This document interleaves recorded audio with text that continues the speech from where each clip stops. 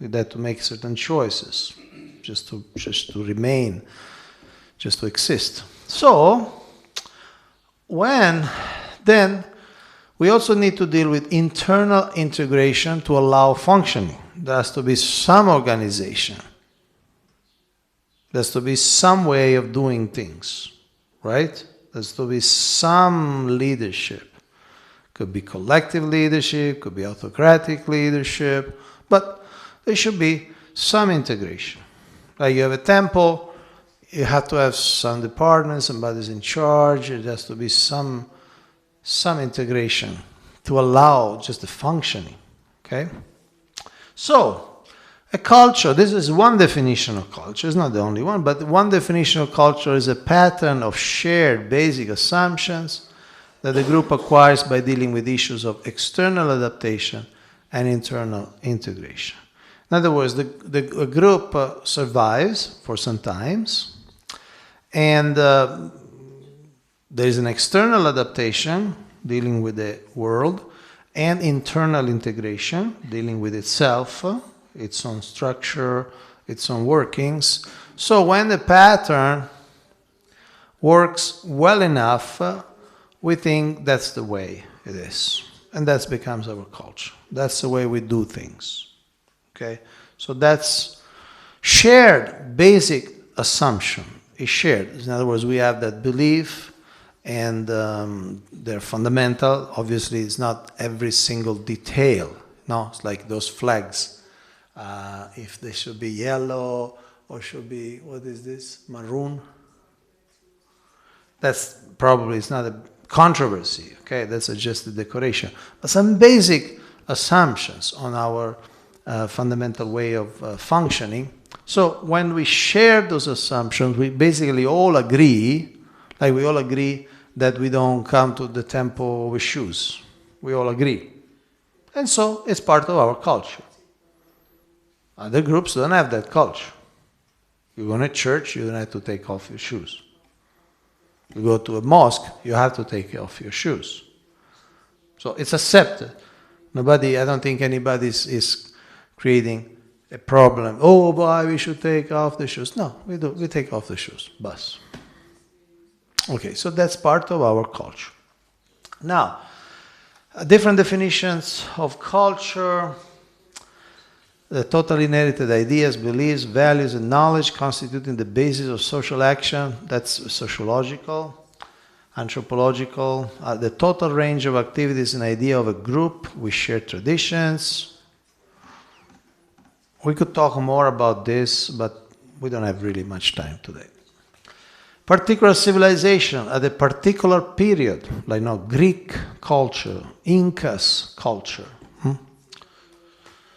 Mental refinement and sophisticated taste resulting from the cultivation and appreciation of the arts and sciences. Generally we say a cultured person. Person who can appreciate the fine arts, who is educated. This is very similar to the concept of culture, how we translate culture in Sanskrit. Samskritam. Samskritam means acting in a sophisticated way, acting in a purified way. Okay. The attitudes, values, and behaviors that characterize a particular group, like the youth culture, the drug culture, the hippie culture, corporate culture. There's a certain attitude and way of doing things. In our case, is Iskcon's organizational culture. So this is what we're talking about. We're not talking about the other ones. We're talking about Iskcon, organizational culture, its attitude, values, and behaviors.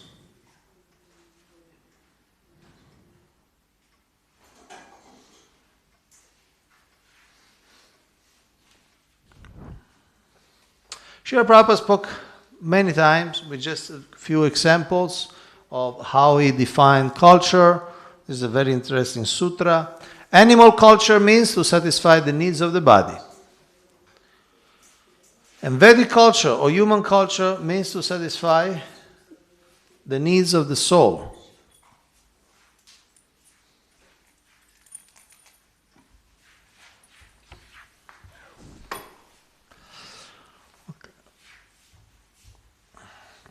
Vedic culture is very old.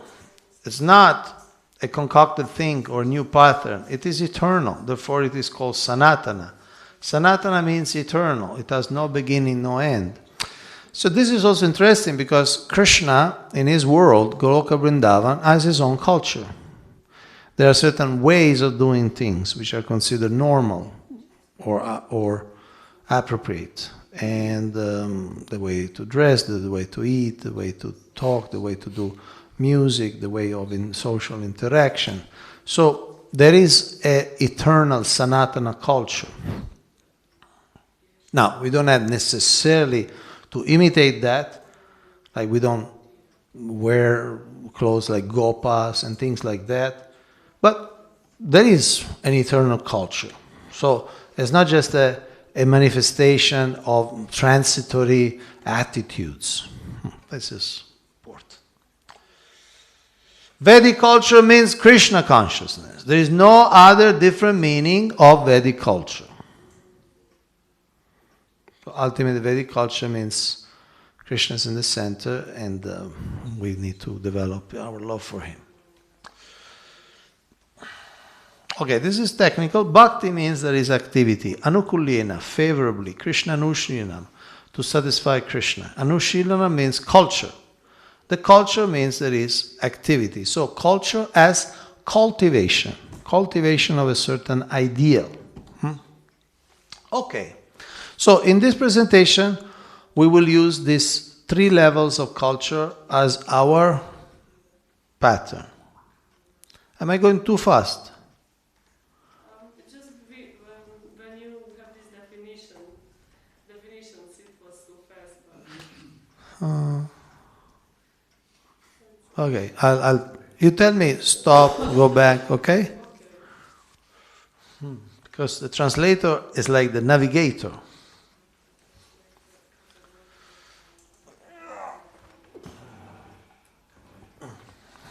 So we'll use these 3 levels of culture approach. How many of you have seen this? Ananta, you saw this presentation, right? You have till here. Okay, so first of all, on top there are artifacts and behaviors. Artifacts, action, visible manifestation. So let's say Iskcon. Somebody comes to Iskcon and sees in certain things. This is all that comes in touch with the senses. People see, okay, they keep the shoes outside. Okay, they dress in a particular way. Somebody in saffron, somebody white. Okay, they cook vegetarian.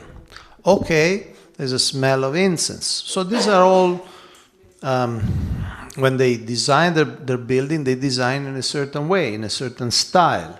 The decorations have a certain flavor. Okay, so this is the level that comes in touch with the senses. But where this comes from? It comes from certain beliefs, certain stated values, creeds, mission statements, philosophy. And by philosophy here, we mean like the officially accepted understanding of philosophy, the stated values. This may be deeply ingrained, deeply assimilated, or may just be official. Like for instance, we say Krishna consciousness, one principle of Krishna consciousness is cleanliness, right? And I don't believe anybody will argue for the opposite. But then, on an individual level, some have assimilated more deeply this value, some have less. If we go in every devotee's house, in every devotee room, every devotee bed, we'll see some devotees are more clean and some devotees are not so clean. So officially it's a value. Yeah, we believe in cleanliness, cleanliness next to godliness, sattva-guna, brahminical culture, and so on. But for some may be deeply ingrained, for some they may be not so deeply ingrained. Then, on the deepest level, there is something called assumptions. Deeply held beliefs, own values, implicit convictions, unconscious certainties, a sense of self. We could equate that with what we were discussing the other day with mental models. Mental models. So these are not only official values. See, the second part, the second level, is what we say about ourselves. What are the purposes of Iskcon? This is what we believe. This is our philosophy. We are not the body, and so on. But those might or might not be assimilated very deeply. So these assumptions are what is even deeper, what we believe even on a deeper level. So this is the iceberg of culture, similar to that, but this is more of an individual level, or also organizational, but that iceberg is used for system thinking. This is specifically for culture. Artifacts, behaviors, symbols, anything that comes in touch with the senses. Stated values, official beliefs, mission statements, what we say is important. And then assumptions, deeply held belief, implicit conviction, unchallenged certainties. This is important. Assumption means we assume them, we don't even analyze them because we are so sure about them that we don't even look at them. Any questions so far?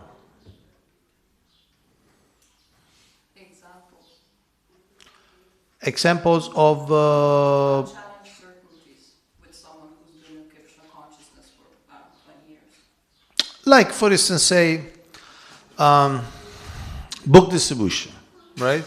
For somebody, it has a very like ingrained, almost sense of self, but deep belief that that's the most important thing. And he or she is so convinced about that he doesn't even try to analyze that. It's just a very deeply held assumption. Like that. I have one question. Yes. Sorry. No, sometimes the voice comes, I'm not sure where it comes from. Can you change the assumptions with artifacts, or What do you mean change?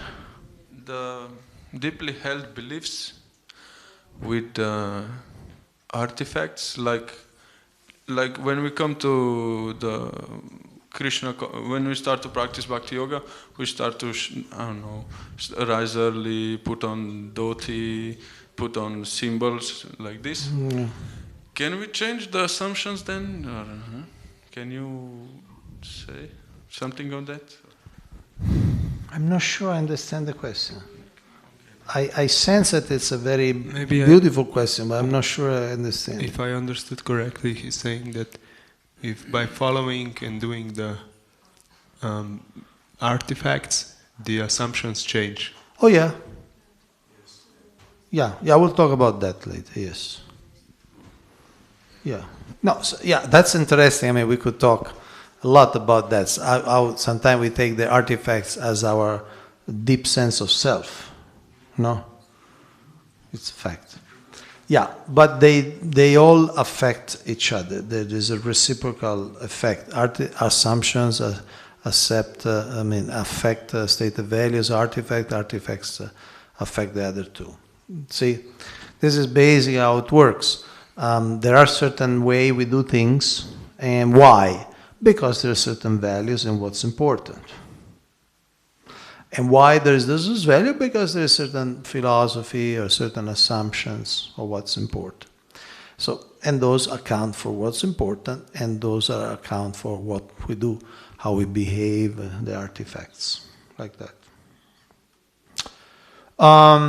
So, when we talk about assumptions, we are talking really about some concept that are deeply locked inside, we could say, our brain or psyche, and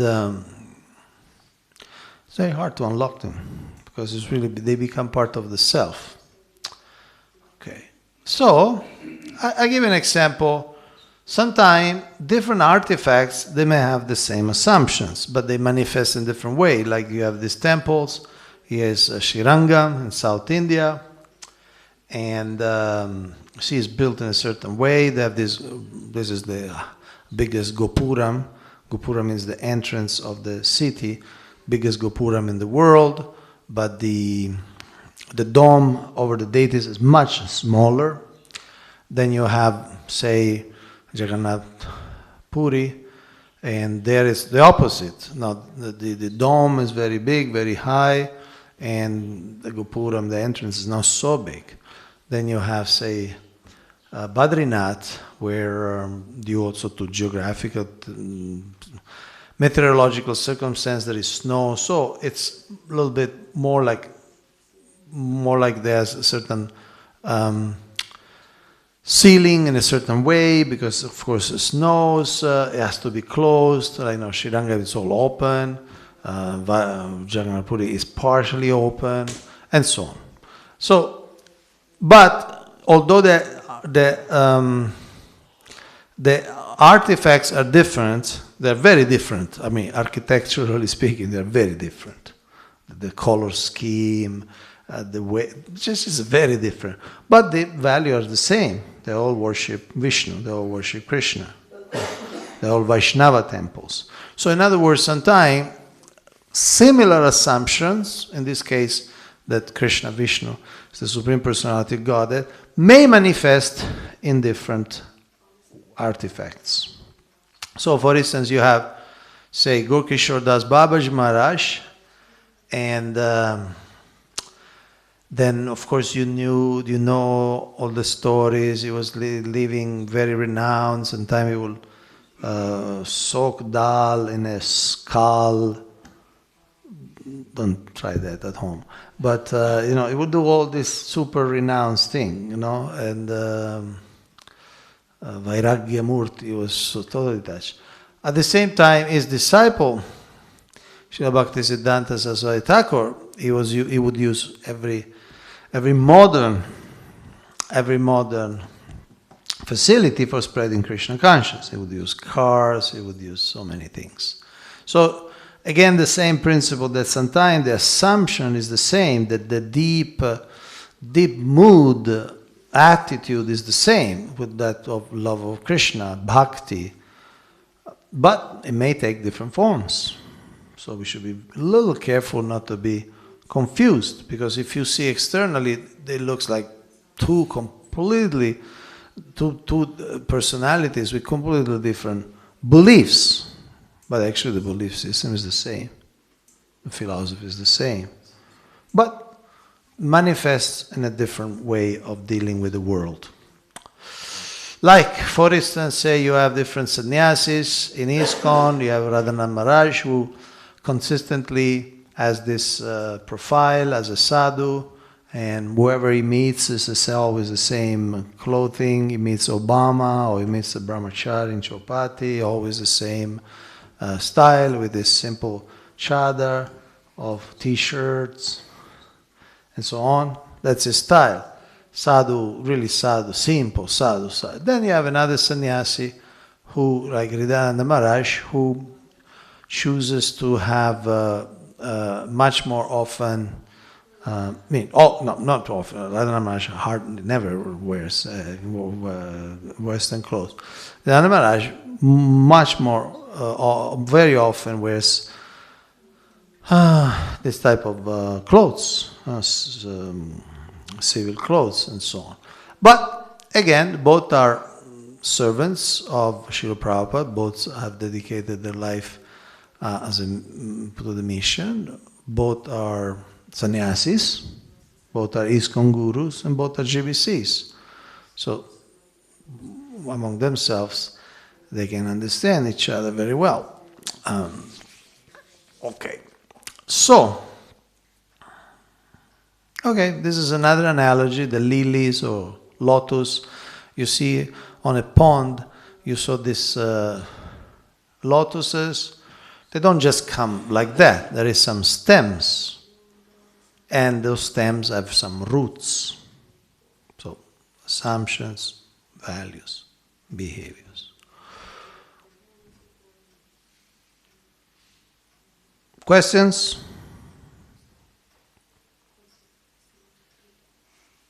Okay. See, sometimes when we do it, for instance, at the GBC College, we do it more interactively. Sometimes we use it 3 hours. We do different way of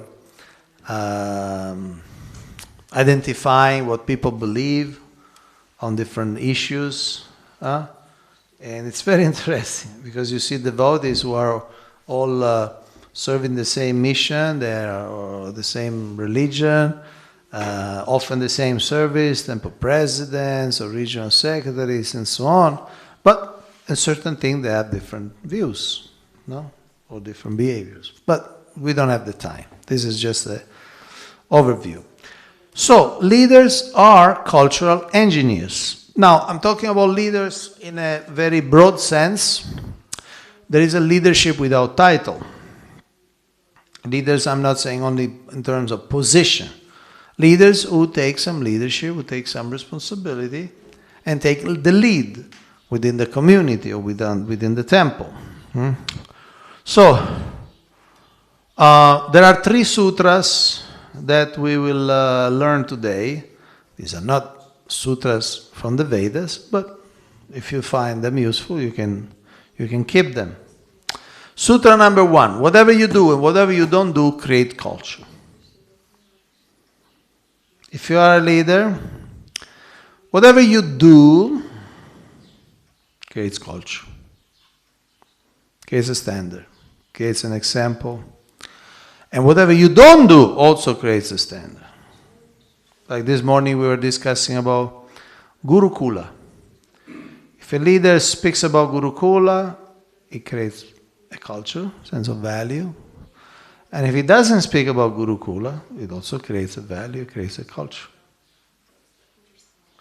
That's in one sense the blessing and the curse of leadership. Blessing because really whatever you do, people follow. And curse because if you don't do the right things, people follow or believe that that's a normal thing. And then that may affect negatively the community. This is what Bhagavad Gita says. Yad yadachati shrista stadadevi tarojana sayat pramana kurute lokastadanuvartate. Whatever action a great man performs, common men follow, and whatever standard is set by exemplary acts, all the world pursues. Great man or great woman doesn't necessarily mean that he or she is great in the absolute sense. It's just great in the sense that it's perceived as great. So, say a football player would necessarily is not a great man. It's a man who knows how to kick a ball. Okay? But he wears, say, hairdos in a certain way. He shaves off the head or whatever they do. And then people follow because, okay, he does that. That means it's okay. And then you see the people wearing the same hairdos. Okay. Now, we could spend a lot of time which we don't have, in this. There are certain mechanisms that embed culture. And we'll see that all the primary mechanisms are all dealing with the leaders.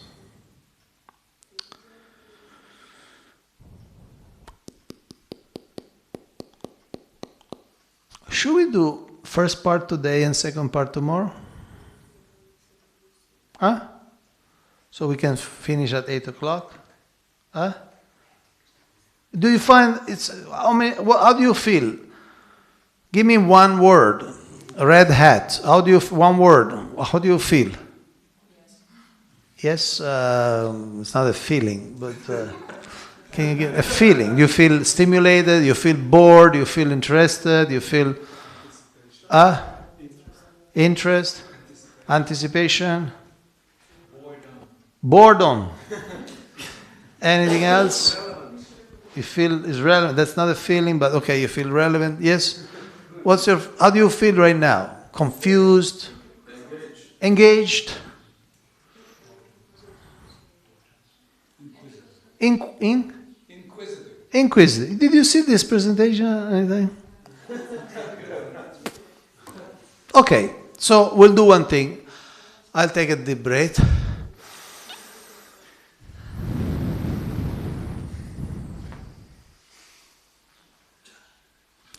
So today we do only the first part. First part means we cut into two. Now, so we spend a little time on this because this is important. How culture is embedded. Why a community start thinking that this is the normal way of doing things. Or what's important for the community. Okay? And this is why we're talking about this. This was the within the topic I was given. What leaders pay attention to, measure and control on a regular basis. In other words, if the leader pays attention, it means it's important. If he doesn't pay attention, it means it's not important. For instance, once there was a Janananda Maharaj. It was in Vrindavan and was Gopastami in the Goshala. And he told this story. Janananda Maharaj was a very young devotee when Srila Prabhupada came to London. 70 something, 2, 3, something like that. And England at the time was a very vibrant yatra. A lot of new devotees, a lot of books, a lot of sentences like that. And Janananda Maharaj, it was not Maharaj at that time, he happened to be driving Srila Prabhupada from the airport to Bhaktivedanta Manor. So he was driving, Srila Prabhupada came, and there was 2 or 3 leaders of the country. And the first thing that Srila Prabhupada asked was, how are the cows? And Janananda Maharaj, like 40 years later, he was remembering, say, I was so surprised and shocked because of all the things that was happening. The first thing Srila Prabhupada asked was, how was the cow? And for him, new devotee remained like a indelible impression. The founder Acharya arrives at the country, the first thing he inquires is, how are the cows? So it kind of reoriented his universe of values because the last thing he was thinking probably was the cows, but for sure Prabhupada was the first thing. This is an example. What the leaders pay attention. What we tell the deities. In some places they tell the book distribution. Also here, right? Once a week or once daily. There is also a prayer that you do in Slovenian. What's the prayer? After Mongolarti. Yeah. What's that?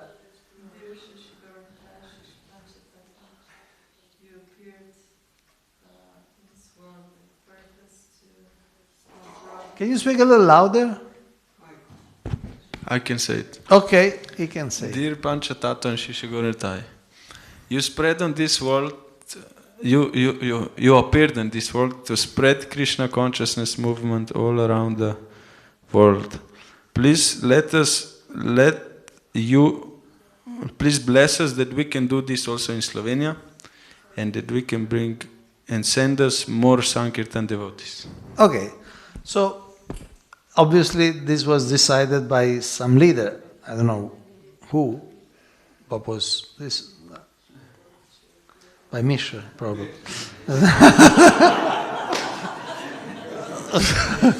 Anyway, somebody decided. So this shows the fact that we ask this prayer. I mean, we could pray so many other things, right?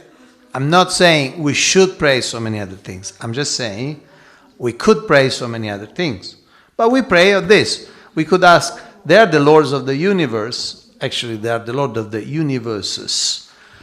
And we could ask them anything. But we ask them, give us more Sankirtan devotees.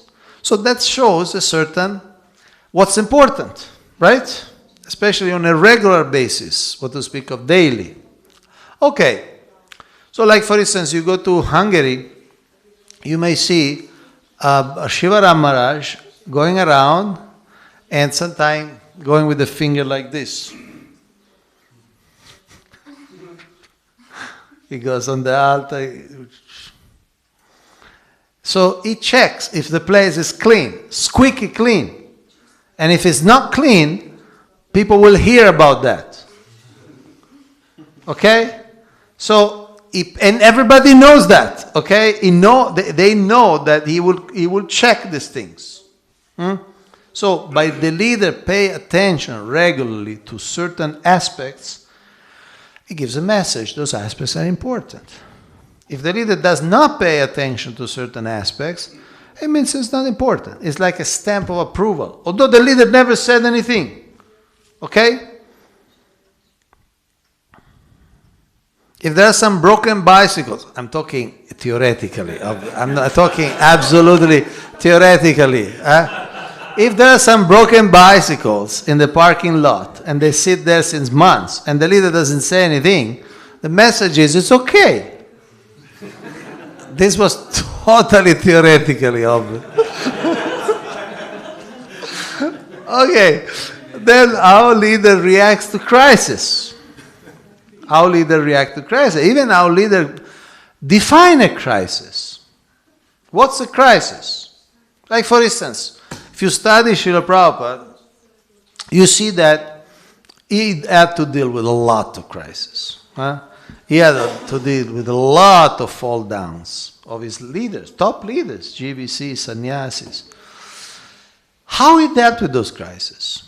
We see one pattern, for instance. When the crisis was sensual weakness, people break principle or will even fall down for sannyas, he will be very lenient. He will be very accommodating. He will be very, we could say, compassionate, mercy. Okay, no, it's okay. If you cannot be sannyasi, be a grihastha, but be in the movement. Don't, like that. But when Srila Prabhupada saw philosophical deviation, he would not compromise. When those four sannyasis in 1970 started introducing some strange ideas, at one point one of them even blurted out in a moment of agitation, he said that Srila Prabhupada is Krishna. They were young people and they were saying some Mayavadi type of things. Srila Prabhupada did not tolerate it. He just kicked them out of the movement. Just out. And these were very dear people to him. These were Brahmananda, Garga Muni, Vishnu Jan, Subal. These were not some sort of, strangers. These were like the closest disciples. But he couldn't tolerate. He just said, out. You remain sannyasi, keep preaching because you are sannyasi, you preach. But outside of Iskcon.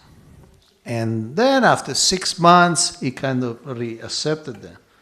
So, how leaders react to crisis and how leaders define crisis creates a culture. How leaders allocate resources. This is very important and it's also very obvious. Resources are always generally limited.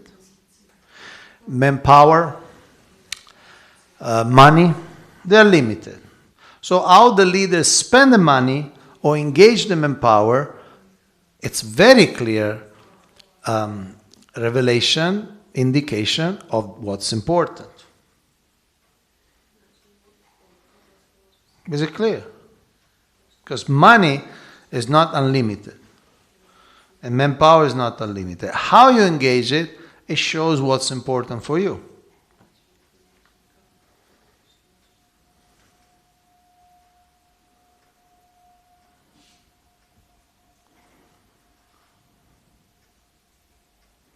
It's clear. Deliberate role modeling, teaching and coaching.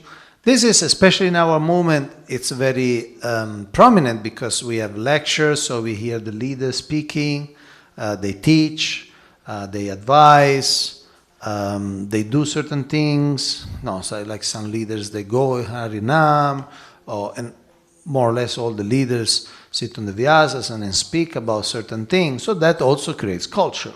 Some leaders, they have certain topics that for them is priority, right? You kind of already know before they come. Obisk? Huh? Before they come, you already know he will talk about that, right? More or less. Or at least you know the way he will talk about, he or she will talk about certain things, right? Right. Was a rhetorical question, right? Meaning, I know it's right. So, so what the leaders speak about or what they teach also create culture. Then, how leaders recruit, promote, excommunicate organizational members. So, obviously, we were talking the other day, whom we recruit, whom are we looking for our personnel, for our temple, or how we promote, in other words, whom we make as leaders, whom we make as responsible. So that creates culture that shows what's important, what are the capacities or qualities which are most valued. Sometimes which kind of people are glorified in the community. Like say there are cooks and there are pujaris and there are book distributors. Who gets the most glorification? Cooks, obviously. No? No?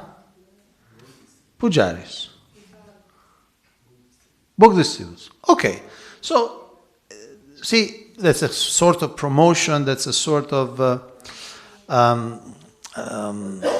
glorification. So, that shows what's important. And people get the idea. Okay, everybody's saying, oh, they're doing this, they're doing that. Means that's the most important thing. Like that. Okay, any question on this? So all the primary embedding mechanisms deal with the leadership and how the leaders deal with with all these aspects.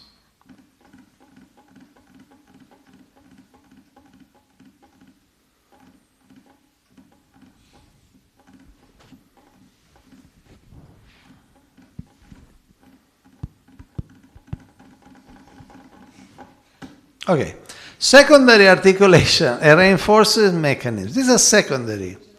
Organization, design, and structure. For instance, some place the structure is more vertical. There is, say, one leader or more individual. There is one leader, he takes the decisions, another to follow, like that. In other places, there is more a council. Actually, here Iskcon Ljubljana has got through a recent metamorphosis, right? Am I correct? I was told that there was metamorphosis in organizational design. Now, good or bad, I'm just saying that how you design your structure, it influences the culture. In other words, it's a system of more autocratic system, and I use the word autocratic in a neutral way. In other words, it's one person who takes decisions, or it has to be done in more people together. How often we have ishtagoshtis, how decisions are communicated, how are they taken, how are they communicated, and so on and so forth. So that also creates certain way people act and think. Organizational systems and procedures, very much. We were discussing that iceberg, right? Can we bring it? It's outstanding artistic work. We should value it.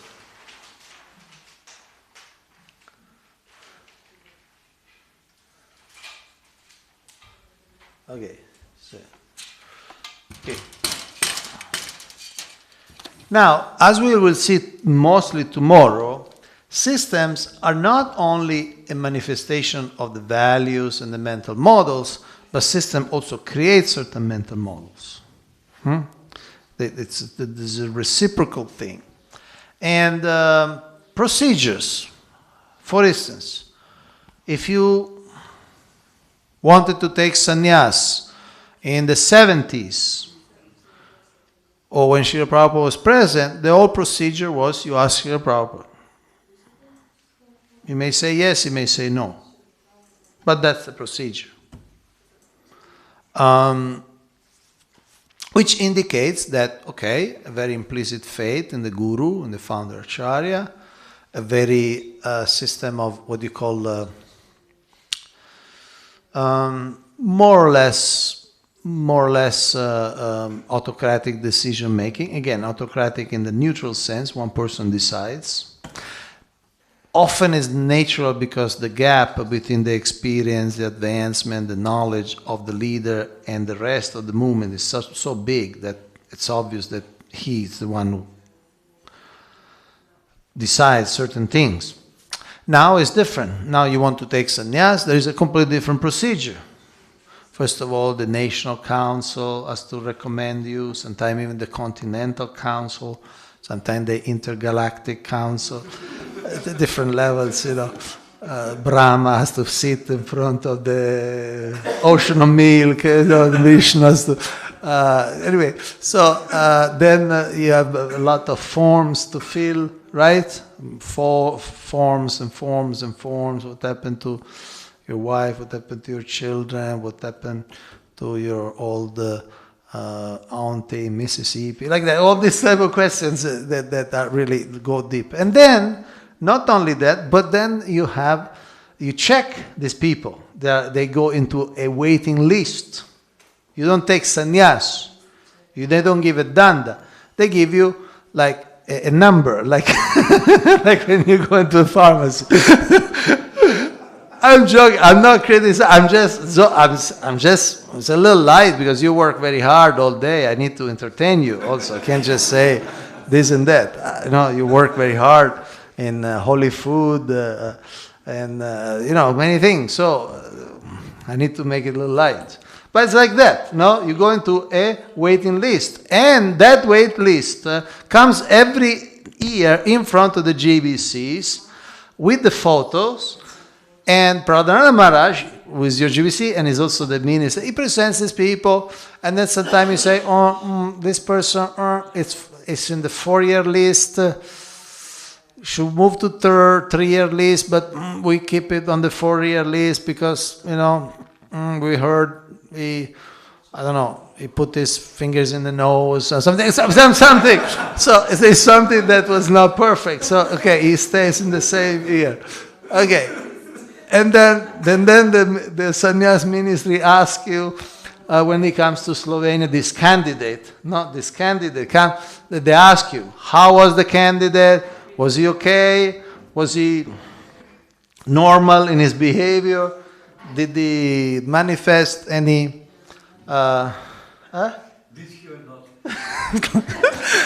Did he manifest anything? Was he sober? No, sober, not in that sense. Sober in the sense of, was he sober in his behavior, interaction? Okay, so like that, they ask you, right? They ask you. So it's a different procedure. So it's a different culture. Organizational rites and rituals. This is not just for religious organization. We're not talking rituals, arti, and all that. We are also talking about that. Like, for instance, many years ago, say, Guru Puja or washing feet, when the people would come, would be much more common, right? Right? I mean, now it's much less common. So that's a culture. That's a message. That's an embedding mechanism.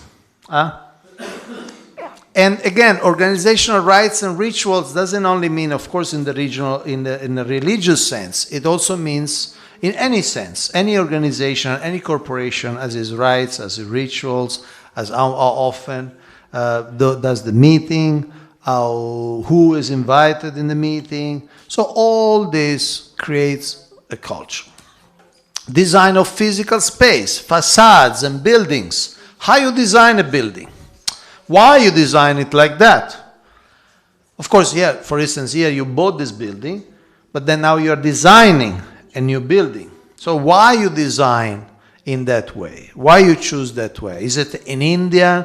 Is it strongly Indian sense, or it's a more fusion, or it's more modern, or in other words, how you design the building gives a message.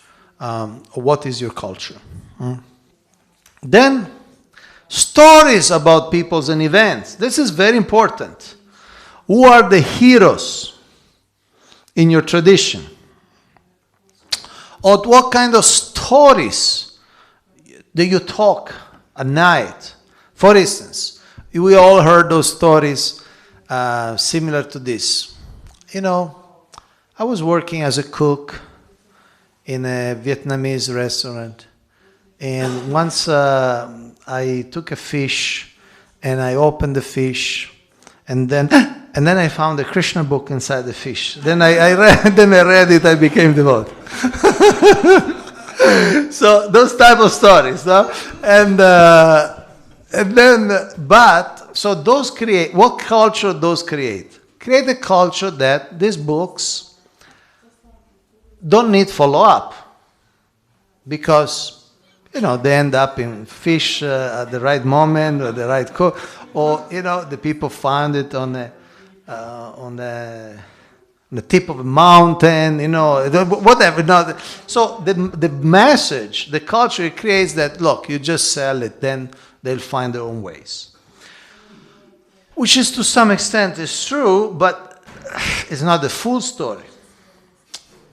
For instance, Srila Prabhupada did say that we are selling thousands, millions of these books. How many people are coming forward? So it takes training. It takes training to make them Krishna conscious. Once I was talking with a friend in Italy, and he was telling me how they recently went to do book distribution in Sardinia, that island. And he was saying, oh, there was so many books, people were so nice, and so many books, sets here, sets there, sets here, there, so many books. Okay. Then I asked, okay, so you distribute many books, sometimes sets of books. What's the plan for follow-up? He said, Paramatma.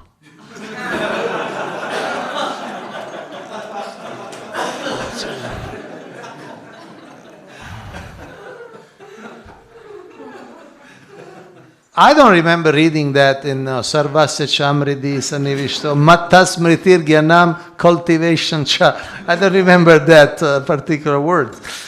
So again, it's the culture is that, okay, you distribute books, your work is done.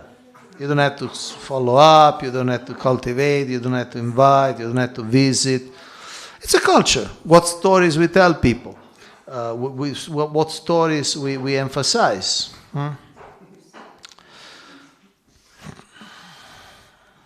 Okay, so this was the sutra number 1. Whatever you do and whatever you don't do creates culture. We have 2 sutras to go, and we have 1 lecture to go tomorrow morning. So we'll do it tomorrow. Is that okay? So with this, if is there, as your leader says, if there are urgent questions. If there are urgent questions, otherwise we close here.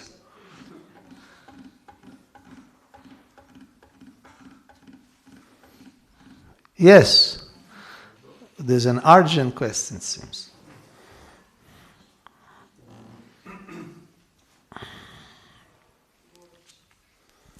Can you say something about how Prabhupada resolved when devotees were criticizing each other, or when they were in quarrel or something like that? Oh, what he did, huh? Yeah. He spoke many times about this. There are many letters.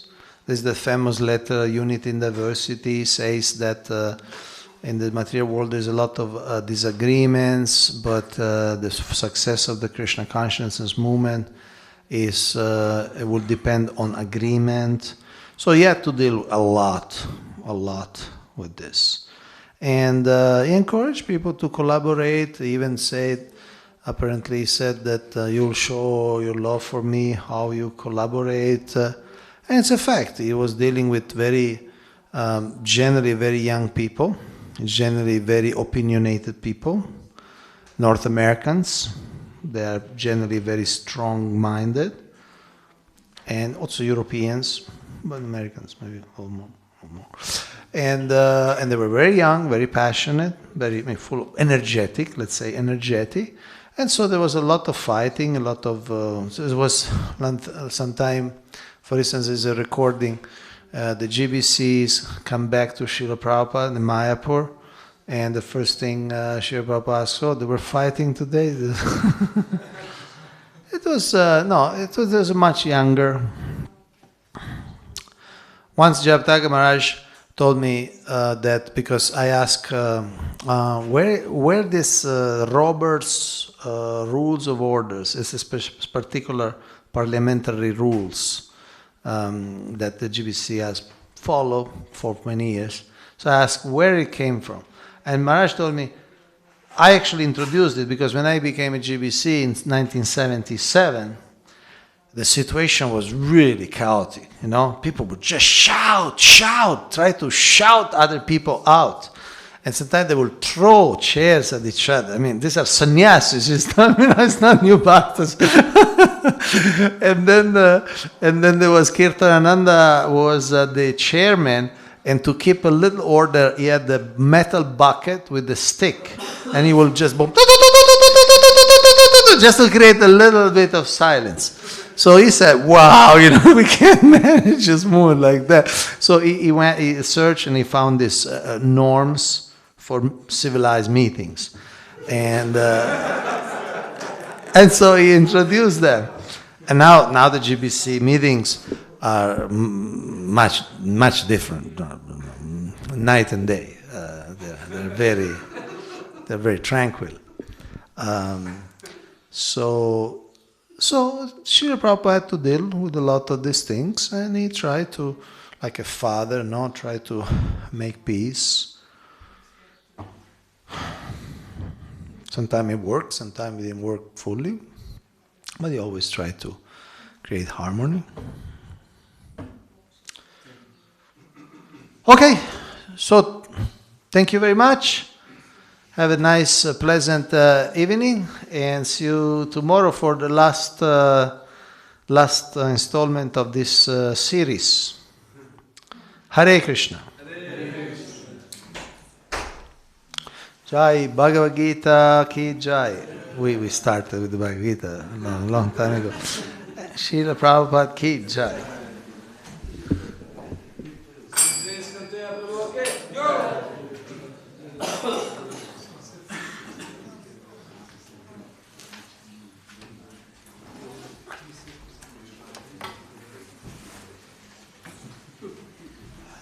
Hare Krishna. These are your 200 euros for the Miracle Institute. You can open it. Sure. Okay. So this will go to, what's his name? My Bhagavad Gita teacher is coming from there. I don't know who will. Anyway, I'll find somebody. Thank you. Thank you. Yeah.